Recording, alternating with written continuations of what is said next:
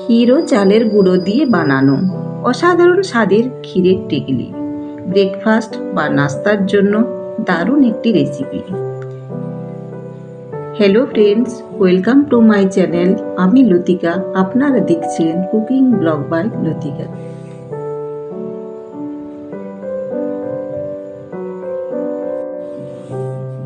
ক্ষীরের টিকলি বানানোর জন্য আমি কড়াইতে পরিমাণ মতো জল নিয়ে নিয়েছি।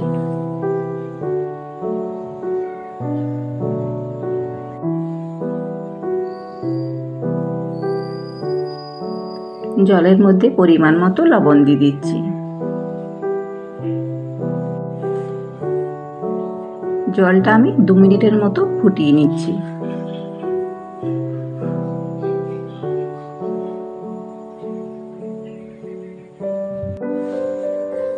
এবার আমি একটা মিশ্রণ তৈরি করে নেব চালের গুঁড়ো এবং জল দিয়ে। খুব ভালোভাবে মেখে নেব।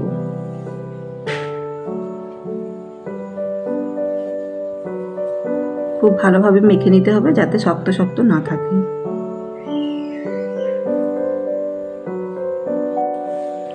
জল ফুটে গেছে, এবার আমি মিশ্রণটা জলের মধ্যে ঢেলে নিচ্ছি।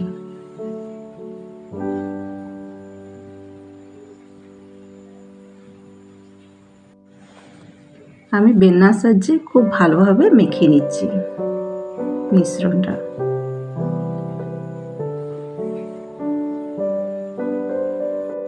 মিশ্রণটা গাঢ় হতে থাকবে ধীরে ধীরে, আর আমি ফোটাতে থাকবো এইভাবে। তারপর অল্প অল্প করে চালের গুঁড়ো মেশাতে থাকবো।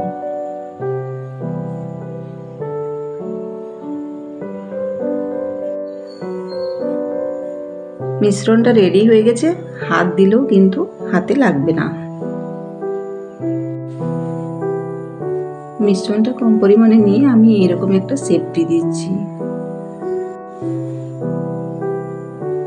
ওর মধ্যে আমি কিছুটা ক্ষীর দিয়ে দিলাম।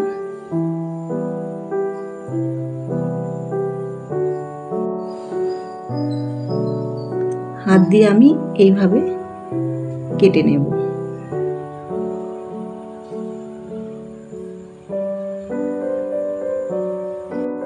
এবার আমি শেপ দিয়ে দিচ্ছি এইভাবে।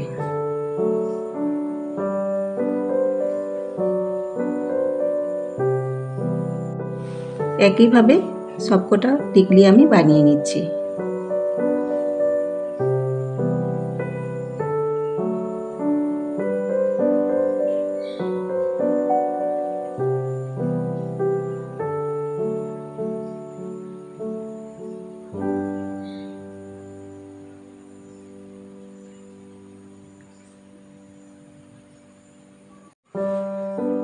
সবকটা টিকলি বানানো হয়ে গেছে।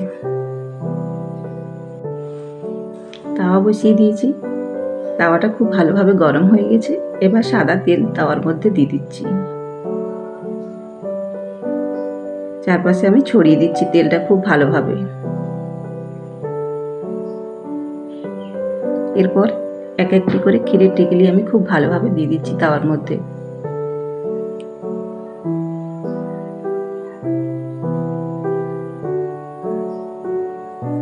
সবকটা দিয়ে দিয়েছি।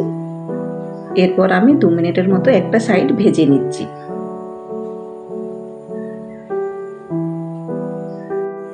এবার আমি একটা একটা করে উল্টে নেব। উল্টে নিয়ে আমি অপর সাইডটা খুব ভালোভাবে ভেজে নেব। ভাজা হয়ে গেছে। এবার আমি একটা পাত্রে তুলে নিচ্ছি।